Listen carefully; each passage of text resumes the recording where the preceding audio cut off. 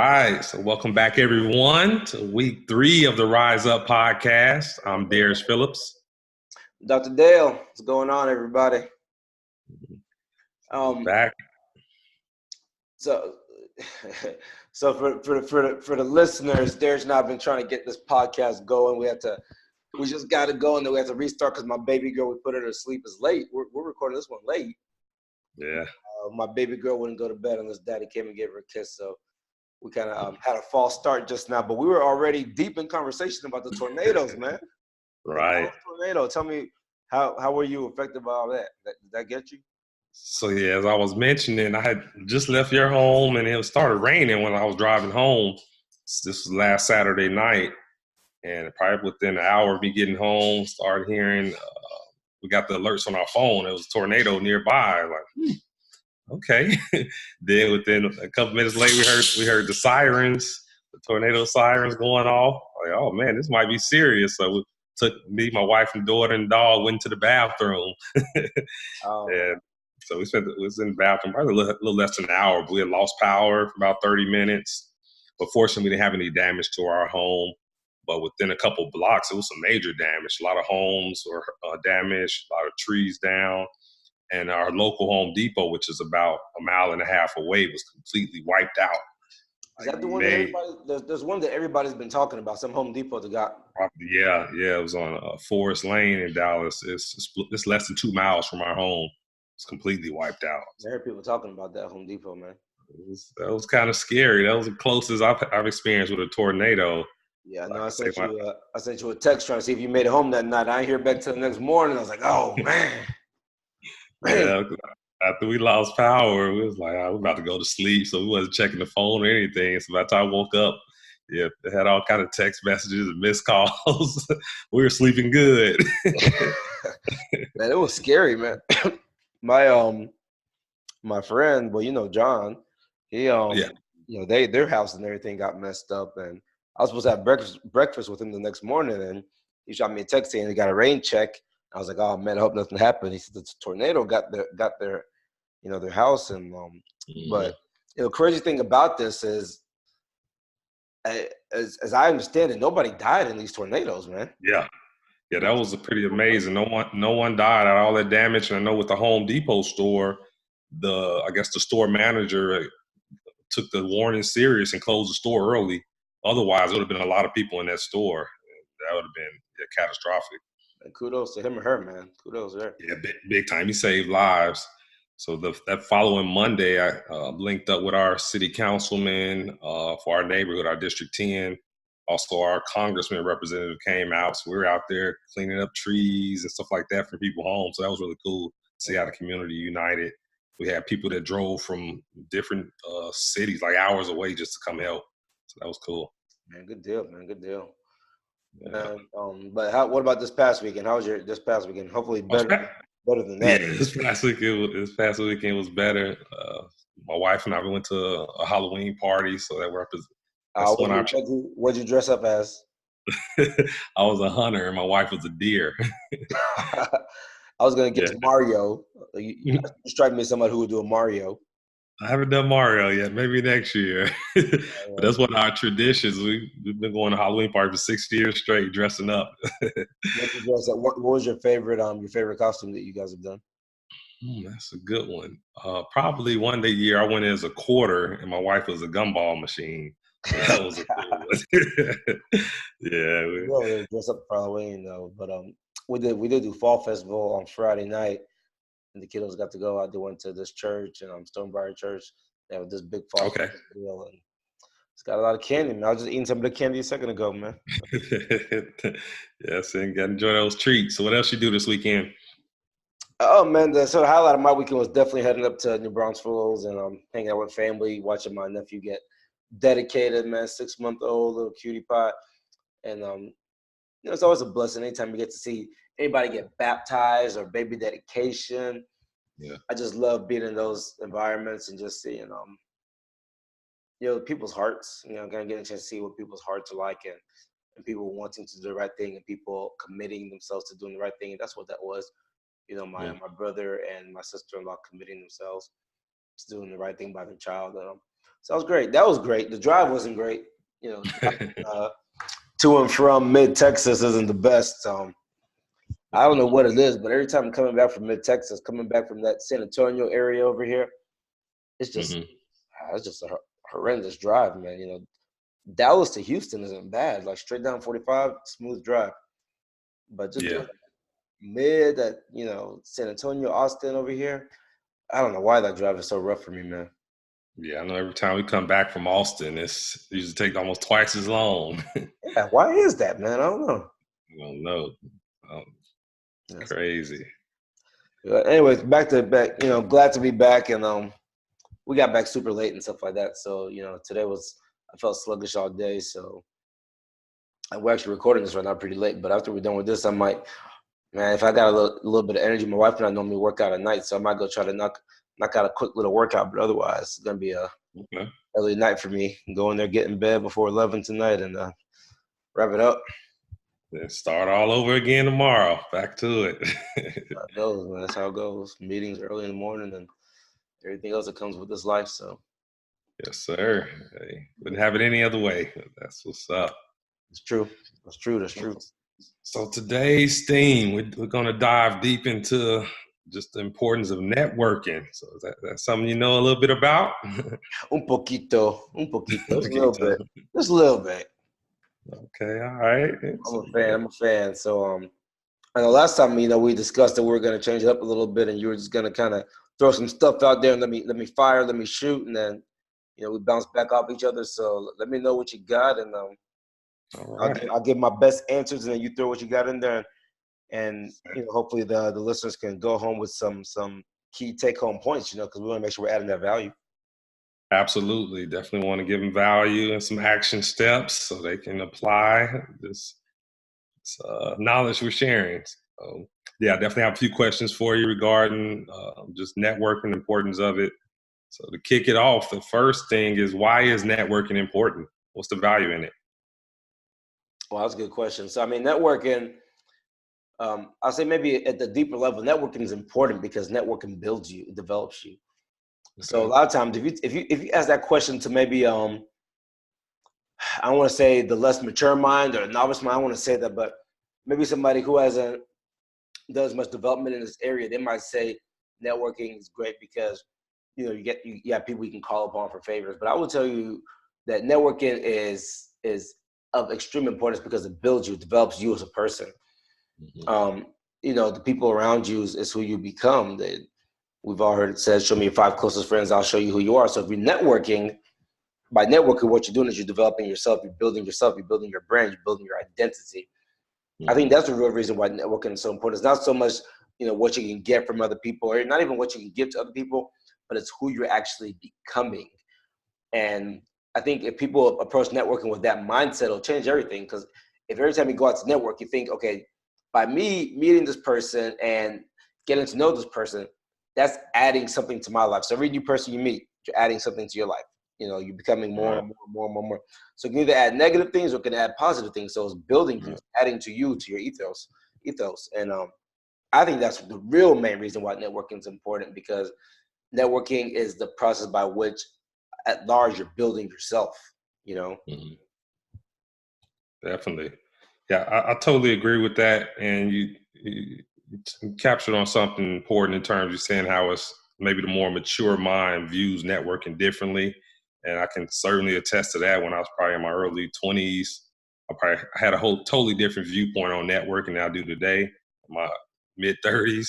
So I kind of share your same viewpoint that it what was your viewpoint? How did it change? Before, it was probably what you originally were saying in terms of looking, okay, what can I get out of networking? How is it going to benefit me career-wise? I was mostly looking at it from a professional standpoint. Okay, how can me meeting this person help take my career to that next level? So it was more so from a selfish standpoint. Yeah, I would say I was more from a selfish standpoint, but now it's totally about, okay, how is meeting this person? How can we be mutually beneficial? How can I add just as much value to their life as they're going to add to me? And even if they're not adding just as much for me, I'm very passionate about serving anyone that I bring into my circle. So Yeah, that's a good point. For you, did it evolve, or have you always pretty much approached it the same way, had the same viewpoint? I probably had a similar thing to you, and it is true. Don't get me wrong. So it is true. Networking in part is about, is being strategic and saying, what, I need to be able to draw on people whenever I need to. But to your point, though, it's also I need to be able to contribute and give and serve. It's as much as it is a gaining opportunity, it's a service opportunity. Right. So I agree. I probably changed pretty much the exact same way you changed. But for me, I would say the biggest evolution is coming to that realization that networking is actually building you as a person. So when I think about networking, my biggest thing now isn't necessarily the interactions, the transactions that happen, but my biggest concern with networking now is, man, who am I becoming by the people that are around me? Because the person that I become is a person that's going to go out there and impact the world in some shape or form, and I want to make sure that impact is positive. Right. Absolutely. You talked about, we talk a lot about on the previous 2 episodes, just about being intentional. Yeah. And ties into a networking, and where you're intentional about so that's where the strategy comes into place, who you're networking with and what you hope to gain from that relationship and contribute to that relationship. So how are you intentional about your networking approach? Yeah, very intentional. I say, one of the ways I network now is leveraging people in my network, right? Okay. Because it's like word of mouth. Word of mouth is the best form of marketing. So if somebody in my network says, somebody I like value, like you, if you say, hey, Dale, you need to go get to know this person, I'm gonna say, well, Dare said that person's legit. So that person's probably gonna add value to my life, right? And so I think that's probably one of the more intentional ways. That's probably one of the better ways to network, is just by saying, okay, my trusted friends, who do they think, who are their trusted friends, like, and then build it from right there, because then you know that trust is staying within the circle, right? As opposed to necessarily building everything from scratch. That's a very good way to get intentional about your networking. But that's not to say that you can't just go out there and meet somebody at Walmart or wherever you might be at, right? Right. Great people everywhere. Exactly. And the idea there, really, like you're saying, is just being intentional. I've mentioned this in different venues before, but there was one summer where I was so intentional that I actually had it as a project. I forgot what it was. I think it was like Project Network 100 or something like that. I made up something, but it dealt with meeting 100 new people that summer. Okay. So the idea was, hey, if you want to grow, if you want to develop as a person who can go out there and stand on your own 2 feet and meet new people and intentionally network, you have to get out of your comfort zone. So you have to meet people that otherwise you would never, you have to extend your hand and shake hands that otherwise you would never think to shake hands. So I made a personal challenge which forced me to go out of my comfort zone and trained me to be an intentional networker. And for me, that was big. That was big. And I did that when I was pretty young. So I think it was either college or med school. So it was a really great, somewhat early life thing to do to show me how to do this and push myself out beyond boundaries, Right. I think you brought up an extra bonus tip for the listeners and watchers, in terms of like the people who are already in your trusted network, who recommend you to other people in terms of, hey, you need to get to know that person. I think from that standpoint, it's important too for you to understand, like, if you're going to introduce someone else, your trust is on the line, your reputation is on the line. So I've had to learn that over the years. Like, you can't just introduce people because they're assuming, like, hey, if I was going to introduce you to somebody who I know is not going to be equally as respectful, honest, and just have to kind of share the same values, because I don't want to ruin my trust with you or reputation. And I just think that's important for people to realize, like, you can't necessarily just connect people if they're not of like mind or going the same direction, because it's going to look bad on you. Yeah, that's real. I mean, that's real. I didn't even think about it from that perspective. I'm happy you flipped it around like that, because you're not lying, man. There's certain times where somebody wants to connect, and then they might say, Dale, let's wait on that, or somebody, for me, somebody might want to connect somebody with me, or someone might want me to connect them with somebody, and I'll be like, let's, how about I bring you out to lunch and we meet that way first. it gets really tricky when people ask you for people's phone numbers. Like, yeah, Chris over there, can you give me Chris's phone number? Yeah, he said he wanted to chat with me, or she wanted to. I was like, my reputation on there. Gotta be conscious about that. That's a good point, man. Happy you brought that up. It's definitely, I hadn't even thought about it, but that's definitely something to pay attention to. Yeah, the reason I brought that up, I learned that the hard way. It was I have a friend where actually someone I interviewed on my podcast, he's kind of high profile, and it was someone else who asked me to introduce me to him or introduce them to each other. And I was like, okay, sure. And I just kind of like put them on the CC to email. And the guy was like, nah, ask me first. Ask my permission first before you just CC people on my email. Like I gave my email because I trust you, not necessarily just everybody. And he made me think, he was right. I thought about like, yeah, that was inappropriate. So it's something I'm more conscious about moving forward. Yeah. That's a good point, man. That's definitely a good point. Yeah. So we definitely capture why networking is valuable. Why would you say, I guess for someone who's out there listening, watching, how can they get better at networking? If they just feel uncomfortable talking to strangers, what are some practical steps they can take to get better at? I know you mentioned your challenge. What are some other ways? Yeah, so you can do that challenge. Something that we'll say people should do is find the great networking books and read those. And probably the Bible is a great one, of course, but other than that, can't beat that one. Yeah, man, they say exactly how you should behave and stuff. But other than that, one of the greatest networking books are, Dale Carnegie, How to Win Friends and Influence People. Classic. Yeah, definitely classic. Probably I would dare say the majority of other networking books were built off of that foundation he laid. Simple things like if you want to make friends, let the other person talk 80% of the conversation, flatter the other person, things like that, Yeah. And the other books are built on that. So, that's a classic book. Another classic book I would say, well, there are a lot of them, but another book that I really like is John Maxwell's Everyone Communicates, Few People Connect.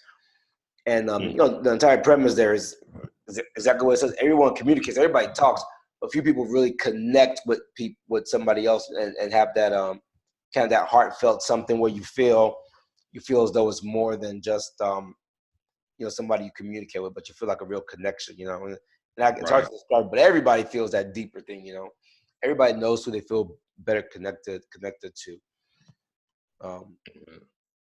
What do you think? What kind of stuff do you got?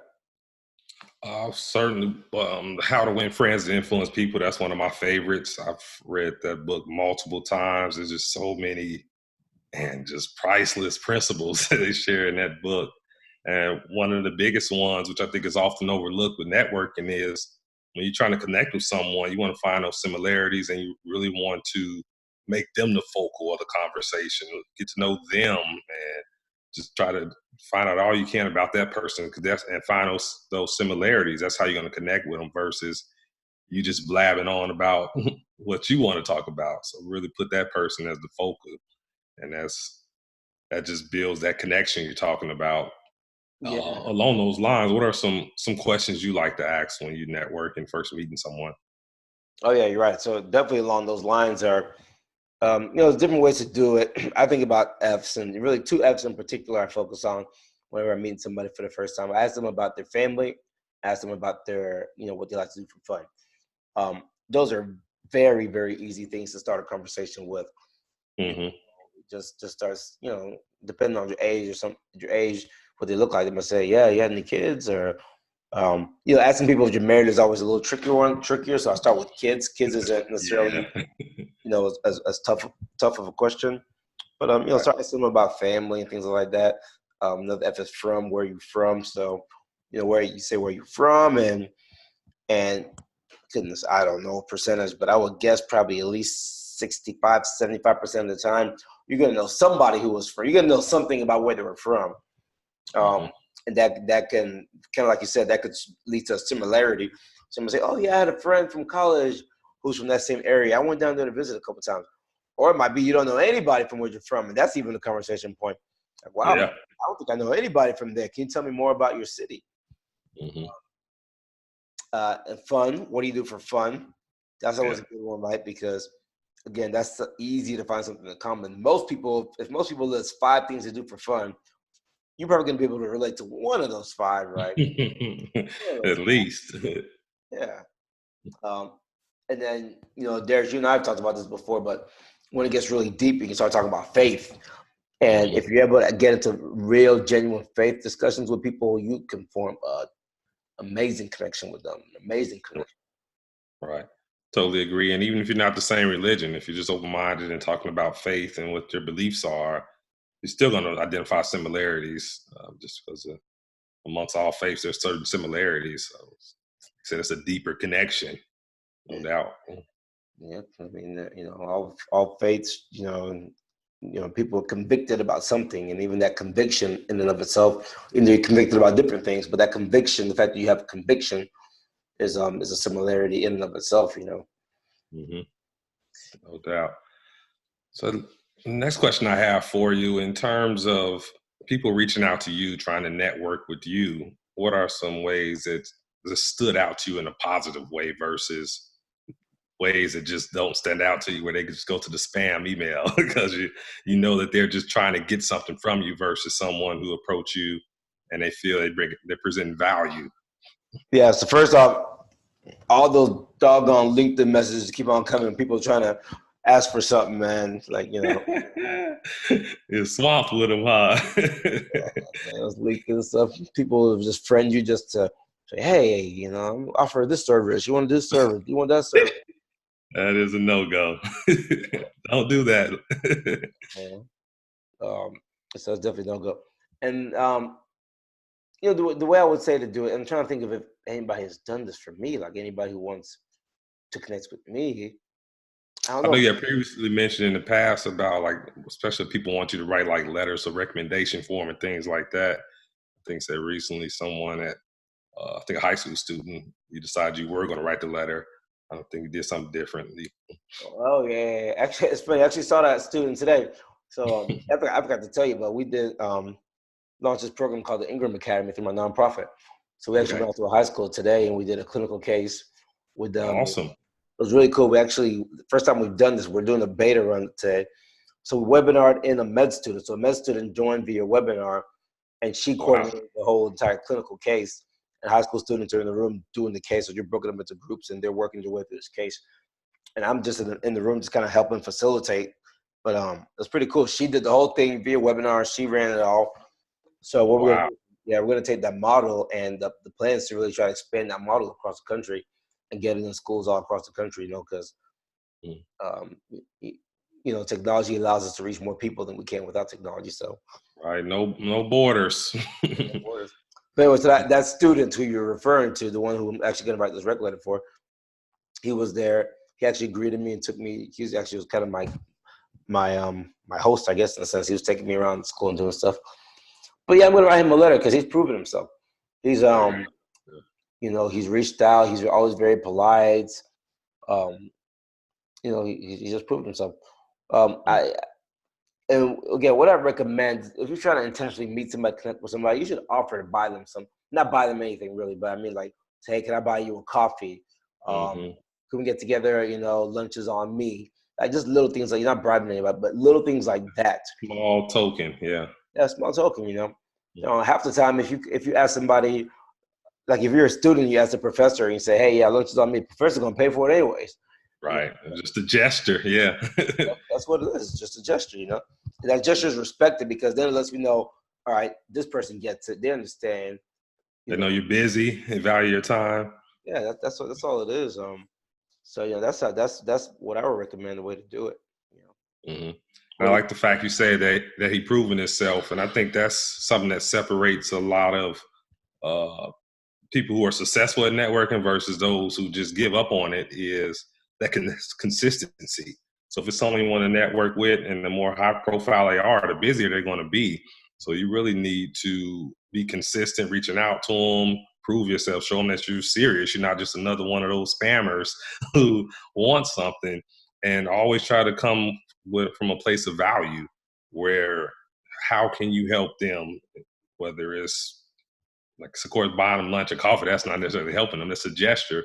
But if you're really serious about getting to know that person and you've studied their business, analyzed it, you can identify some type of value you can bring that can maybe help grow their business, or whether it's from a social media standpoint, or whatever skill set you have, you can offer that to them, and that's gonna make an impression. Oh yeah, yeah, no question about it, man. I like it. That's exactly what I was trying to say, but I didn't. The value, come to them with value. If you try to network with somebody, if you show them immediate value up front, then they know, hey, this is somebody I could have in my network, because they already on day one they already gave me some value. Yep. That's a big deal. Yeah, several books I've read where people reached out to celebrities. That was pretty much their approach. Like, this is not what can I get from you. Hey, this is how I can help you. I've looked at what you have going on. This is one of my skill sets that I can really help you do X, Y, Z. And hey, that helped them cut through all the white noise, through all of the people who just come into those celebrities with their hands out, and it ended up developing a fruitful relationship for both of them. And it just ties back into the law of reciprocity, where if you're giving value, the person in return, 9 times 10, going to give you value in return. Oh, the law of recipe. You brought it back up. The law of recipe. Chicken fried straight. Law of recipe. Recipe. You can't forget that one. I just can't say that word. I can never say that word about reciprocity or something. It's taking me a lot of practice. I wasn't good. That is so important. And it's being genuine. Like, you go in, you don't have expectations. You're like, okay, anything I can learn from this person, just maybe being in their presence, that's going to help me become who I'm meant to be, who I'm forming into to the person I'm forming to be. So yeah, it's just you can't lose. It's a win-win situation. You're serving, and yeah, in return, they're likely you're at least going to learn something from it, being in that person's presence if you're intentional about it. I love the presence, man. Even if they don't teach you anything, Mm-hmm. go out their way to teach you anything. I love that what you're saying about the presence. Just being in the presence of greatness sometimes is enough to rise your game up. Oh yeah, definitely. Yes, indeed. Yeah, I'm a fan. I love that. Love that. Iron sharpens iron. Yep. What got any other solid questions? Give the people some value. Let's see this other question. As far as just recap some of the lessons we've already, or more of the practical steps for them. So you mentioned something great as far as the challenge. I like that a lot, that where you challenge yourself, at least meet one person a day. It don't matter who it is, just talk to people and just get more comfortable networking. And those 3 things you mentioned about family, fun, and what was the other? No, faith was another one. That was a little deeper. From where you're from? Yeah, where you're from. Yeah. So those are just simple, easy to remember icebreaker questions where it allows you to open up those lines of communication and really start connecting. And I think when you're asking those questions, don't be genuinely wanting to know the answers. Really dig deeper, and be really curious versus just asking it just by default. That person be able to sense that, like, hey, this person really cares. This person wants to know where I'm from, wants to know about my family, my kids. So all of that is reinforcing that connection, definitely. And else, I leave out any other the practical steps, the value we got to make sure they take away. No, I would just add the books again. Make sure you find key books by people who have mastered this and read their books. Dale Carnegie, John Maxwell. Yeah, can't go wrong with the Carnegie one. Maxwell, that's on my to read list now. Yeah. That certainly is a. I got it right here. My bookshelf is over here, right next to me. It's in here somewhere. It's a good book. I can find it actually. Here's a little different one here. Let's see, which one is this? So this is I was mentioning that they all come off not John Maxwell, Dale Carnegie. So here's one that's different by James Merritt. Let me see it. How to impact and influence others. Right? Okay. So sounds almost just like the Dale Carnegie one. Almost the same title. They take them and they change it up a little bit, but pretty much right. Yeah, same principles. Just add their own flavor to it. I have another good one. It's called Lead Like Jesus, and it's similar, but it's kind of focuses on the biblical principles. I think it's done by, I think it was written by Blanchard, the guy who did the 1 Minute Manager, I think. Okay. Yeah, Ken Blanchard, he did it. Yeah. Ken Blanchard. Yep. That's good. Servant leadership guy. That's exactly what it is, and that's the way it should be. And that's Absolutely. another really good point for networking, right? If you approach it like a servant, when you're gonna go network, servant leadership. That's that's just a good strategy to approach networking. I'm gonna be a servant and lead in this relationship as well. Servant leader, definitely. And you also mentioned about being consistent and proving yourself. If you're serious, be consistent. You can't expect to reach out to people one time, send them an email, and they drop everything they're doing and be at your service. Oh man, It don't work that way. I remember I told you about this kid who sent me a message on LinkedIn, man. I think it was like a young pre-med kid, and he sent me a message like, "Hey, Dr. Dale, I love what you do, and would love to chat with you." Whatever. I got stuff to do, right? Like I'm not just responding to people's LinkedIn, especially people I don't know, right? Right. I mean, I try to respond. You're probably one of the quicker text people that I respond to. It probably still takes me sometimes a couple hours to get back to you. Yeah, I understand. You're busy man. Yeah, and this is how it is for a lot of people, right? But when this kid sends me a message, and I didn't respond for till the next. I looked at it like the next day or something. I see he sends another message like, "Oh, is this how you treat people? I'm sorry that I didn't. I couldn't be important enough to you." Something like that. I'm like, man, it's been like 24 hours. First of all, second of all, I don't know you. I don't even know who you are. Right. You're asking me to help you, right?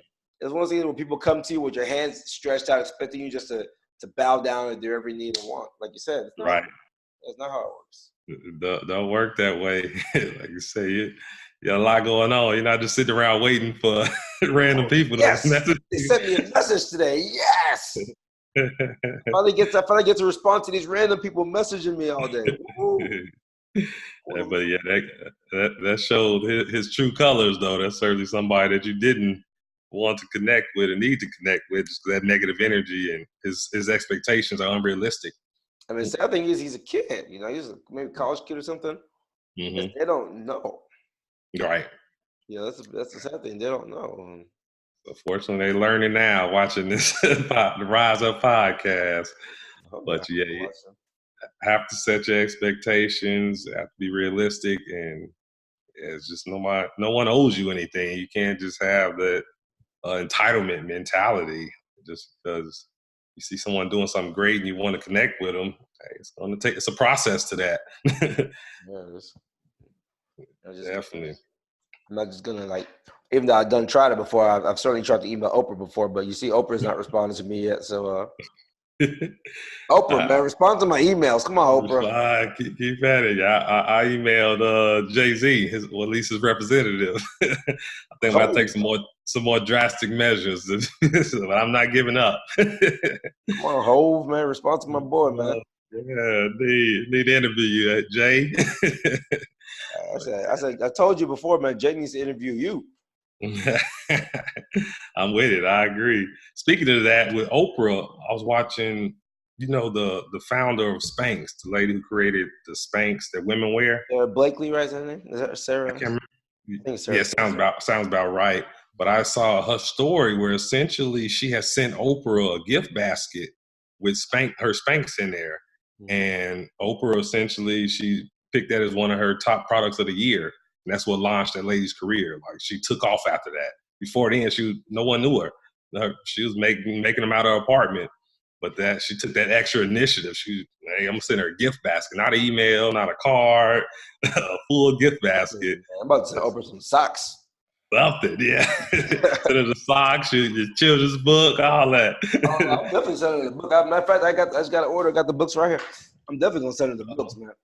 So I was actually talking to my assistant about that recently. Got to send these, It's actually companies that do that, where they'll do the gift baskets for you and send it to these celebrities, just so they'll get your products in their hand. I'm gonna send Oprah one every day. Every day. Hey, consistency. Hey, we got to practice what we're preaching on here. There you go. It's go to work.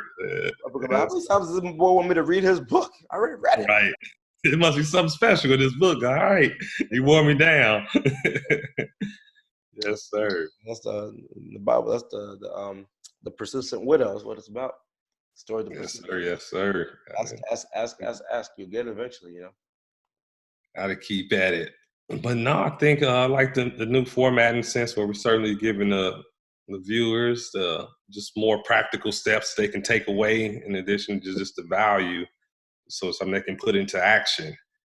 They can actually benefit from these tips. Yeah, trying to get them to rise up, man. Trying to make sure that they have something good, and like you said, they can walk away with here and say, "Wow, I learned 3 things." Like that's if you learn 3 things today, I would say that's a success. You know, learn what questions to ask somebody.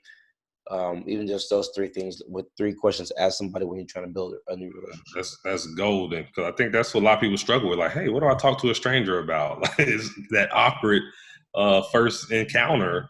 If you go in armed with those 3 questions that you know you're going to be able to connect in some way, shape, or form, that's powerful. That gives you that confidence. Like, okay, I can go talk to anyone, because everyone has a family, even if they don't have kids. They have cousins, sisters, siblings, whoever. They have a family. Everyone's from somewhere that they want to talk about. And that's the thing Dale Carnegie talks about in terms of everyone's favorite. They want to talk about themselves.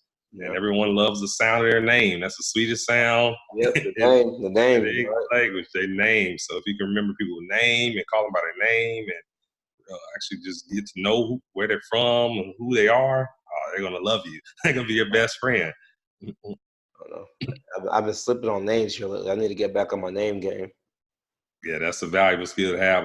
I'm trying to develop it. Yeah, but that's valuable. Got to be conscious. You got to be conscious about it. That's one thing politicians master, like learning people's names, their constituents' names. So they just know how powerful that is and how it leaves such an impression. Yeah. Well, I ain't no politician, but you learn me some names. Learn some names. Good Remember the peoples. Remember your fans. Oh man, the constituents, man. All right, so some handles. Oh yeah, so mine's is Derrich, Derrich, one of 2 in the world. So it's easy to find me. Yeah, I was getting creative with my name, but yeah, DerrichPhillips.com is our website, and all my social media handles is Derrich Phillips. Be sure to check me out. Got any questions? Hey, hit me up. I'm in the respond to you within 24. Mentor Select. Oh yeah, can't forget about Mentor Select. That's my podcast. I release it weekly. So it's available on all of the iTunes, Google Play, all of the platforms, and mentorselect.com. So mine are all, so I got a few. So first of all, for the people in healthcare, because I know a lot of people might watch some of my stuff because you're in healthcare. So diversemedicine.com, diversemedicine.com. Online platform. We got doctors, med students, pre-meds, med schools, recruiters, all sorts of healthcare people on there with the purpose of driving healthcare forward by creating an online network where we focus a lot on helping pre-meds get mentored and provide them resources. Blackmenandwhitecoats.org, of course, y'all know about that. DrDaleMD.com. You got to spell out Dr. DoctorDalemD.com. And then my social media handles are at Dr. DaleMD or at Team BMWC. So definitely check them all out. It was a lot, but check them all out. Check them all out. All of them. You won't be disappointed. A lot of value there. So also, Dr. Dale, I know you do little smaller segments of, your Maximize Mondays. Where can they find those? Oh, yeah, that's right. So I try to post those on Facebook and LinkedIn on Monday. So Maximize Monday. I also put them on the let them go out with the podcast. The podcast has nothing sweet about it. At Maximize Mondays, you're not gonna hear any music or nothing. Just a little 2-3 minute podcast to It's that little nugget. That's all you need. That's what it is. That's what it is. Just a concept. Definitely. All right, good deal. I like this, man. I know I gained some stuff from it, so I'm hoping everybody else listening gains some stuff from it, and we'll be back with some goodness, some good stuff next week again. No doubt, we're back at it. So until then, you all rise up.